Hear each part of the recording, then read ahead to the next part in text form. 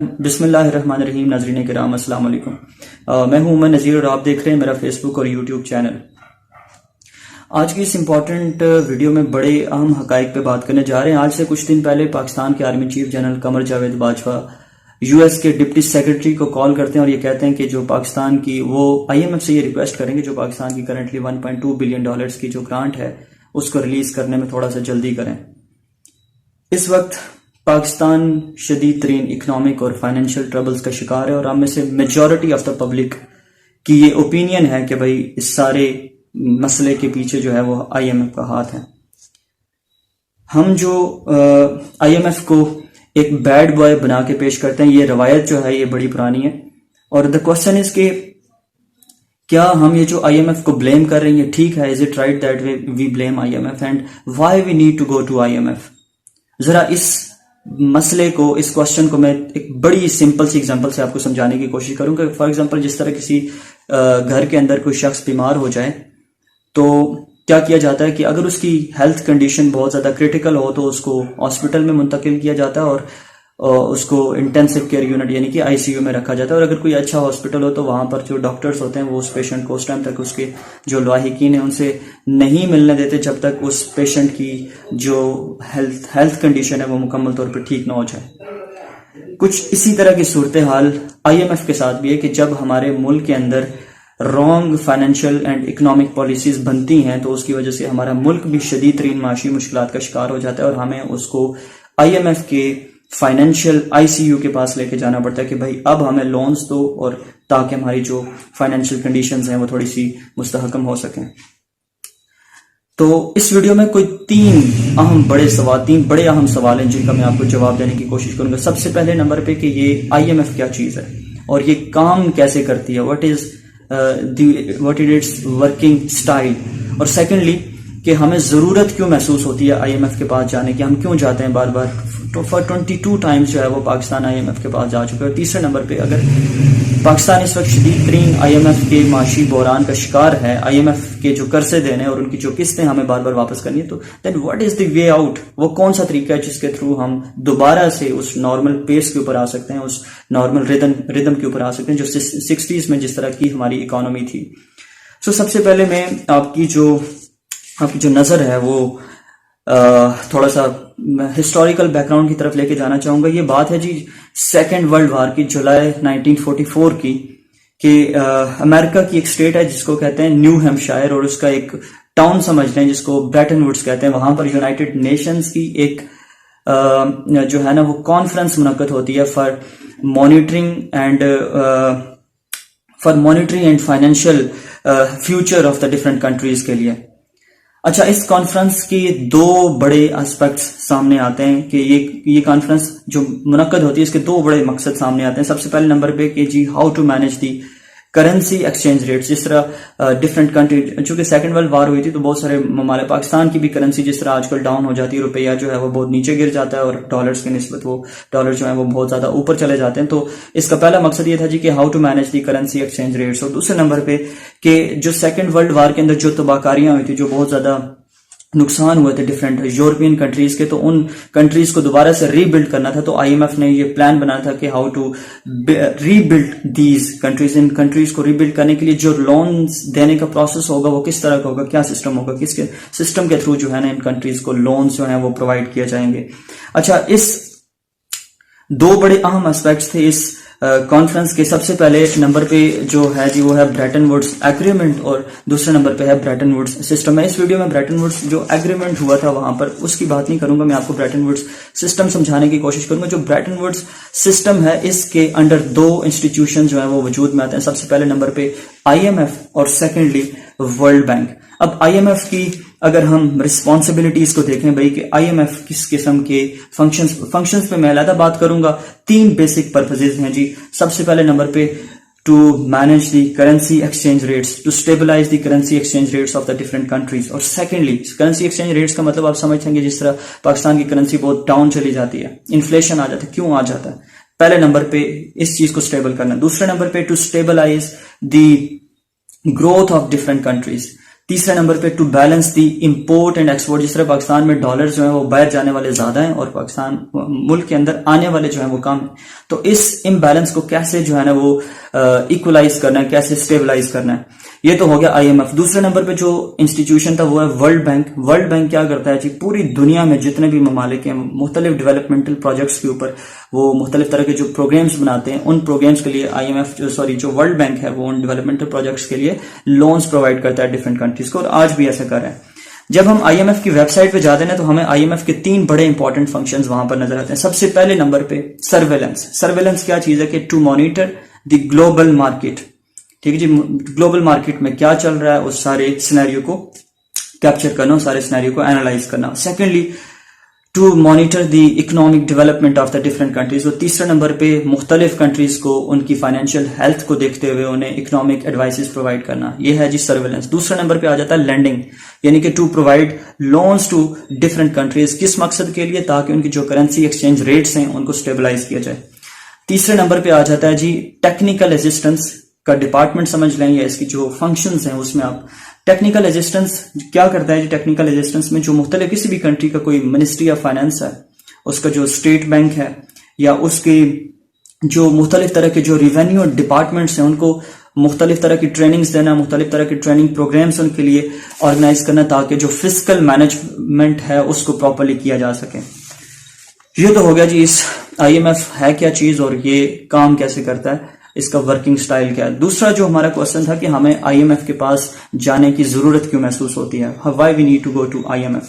تو یہ چیز سمجھانے کے لیے میں آپ کو 2 ٹرمز یہاں پر بڑی امپورٹنٹ ہیں جو میں کلیریفائی کرنا چاہتا ہوں. سب سے پہلے نمبر پہ ایک ہوتا ہے فسکل ڈیفیسٹ, اور دوسری جو ٹرم ہے وہ ہے کرنٹ اکاؤنٹ ڈیفیسٹ. ان دونوں کے درمیان ڈفرینسز آپ کو پتا ہونا چاہیے. جو فسکل ڈیفیسٹ ہوتا ہے نا وہ یہ ہے جی کہ ہمارے ملک کے اندر ایک ہو رہے ہیں ایکسپینڈیچرز, اور دوسرے نمبر پہ ہو رہے ہیں جی جو ہماری انکم ہے جس میں ہم ٹیکسز وغیرہ پبلک سے لیتے ہیں, اور ٹیکسز کی مد میں ہمارے پاس کچھ انکم اکٹھی ہوتی ہے. اگر کسی ملک کے پاس انکم اس کی کم ہو, ایکسپینڈیچر زیادہ ہو, تو اس ملک میں آ جاتا ہے فسکل ڈیفیسٹ. دوسری جو ٹرمینالوجی تھی وہ تھی current account deficit. Current account deficit کیا ہوتا ہے جی کہ آپ کے ملک کی امپورٹس باہر سے چیزیں زیادہ آ رہی ہیں اور اندر سے باہر ایکسپورٹس جو ہے نا وہ بہت ہی کم ہو رہی ہیں, یعنی کہ آپ کے ملک میں وہی ڈالرز کا امبیلنس آ جانا, باہر جانے والے زیادہ اندر آنے والے کم.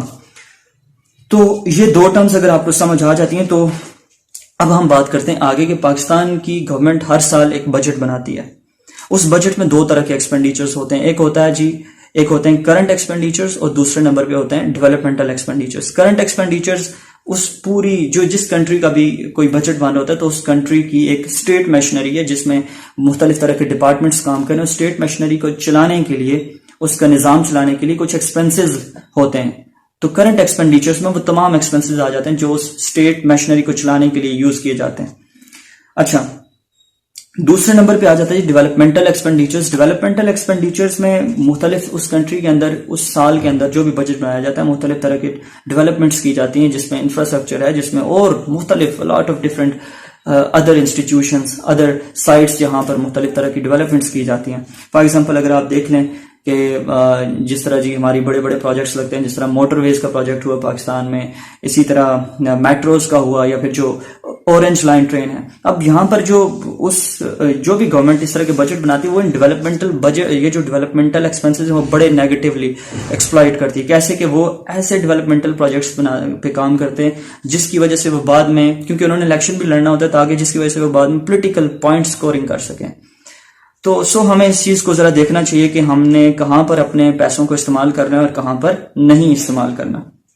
اچھا, اب دیکھیں کہ اگر کوئی بھی ڈیولپمنٹل بجٹ بنتا ہے اور کوئی بھی انفراسٹرکچر کے لیے کہیں پر گورنمنٹ جو ہے وہ انویسٹ کرتی ہے, تو اس کی وجہ سے کیا ہوتا ہے کہ اس اسپیسیفک لوکیلٹی کے لوگ جو ہیں وہ مختلف طرح کے بزنسز جو ہے نا وہ کرتے ہیں. فار ایگزامپل اب دیکھیں یہاں پر کہیں پہ روڈ بن رہی ہے, تو روڈ بننے کی وجہ سے مختلف طرح کی بزنسز باقی بھی امپروو ہوتے ہیں, کیونکہ روڈ بنانے کے لیے آپ یہ دیکھیں کہ کتنی چیزیں روڈ بنانے کے لیے لنک ہوئی ہوتی ہیں آپس میں. ٹھیک ہے, تو اب کیا ہے جی کہ اس ڈیولپمنٹل ایکسپینڈیچر کی وجہ سے اور بہت سارے لوگ جو ہیں وہ ریونیو وہاں سے کماتے ہیں, وہاں سے پیسے مطلب کہ کماتے ہیں, اور بہت سارے لوگ جو ہیں وہ امیر ہوتے جاتے ہیں. جب لوگ جو ہے نا ان کے پاس انکم آتی ہے, ٹھیک ہے جی, وہ زیادہ ریونیو جنریٹ کرتے ہیں, تو اس کے نتیجے میں کیا ہوتا ہے جی کہ ان کی جو پرائیورٹیز ہیں وہ ہائی ہو جاتی ہیں. پرائیورٹیز فار ایگزامپل اگر کسی بندے کے پاس 100 سی سی کا بائک ہے تو وہ یہ کہتا ہے جی کہ میرے پاس 150 سی سی کا ہو. کسی کے پاس 800 سی سی کی گاڑی ہے تو وہ کہتا ہے کہ 1000 کی ہو. کسی کے پاس 1300 سی سی کی گاڑی ہے وہ کہتا ہے جی میرے پاس 1800 سی سی کی گاڑی ہونی چاہیے. تو جب لیونگ سٹینڈرڈز امپروو ہوتے ہیں تو پھر ایسی چیزیں تو دیکھیں, اگر ہم گاڑی کی اگزامپل لے لیں تو کیا یہ جو اس طرح کی گاڑیاں ہیں ہمارے ملک کے اندر, کیا وہ ہمارے ملک کے اندر بنتی ہیں؟ ڈیفینیٹلی نہیں. ہم یہاں پر صرف ان کے جو را پارٹس ہیں ان کو یہاں پر لا کے اسمبل کرتے ہیں. جب ہم یہ ساری چیزیں ٹیکنالوجی سے ریلیٹڈ جتنی چیزیں ہیں وہ باہر سے امپورٹ کرتے ہیں تو ڈیفینیٹلی وہ ڈالرز کی فارم میں امپورٹ ہوتی ہیں.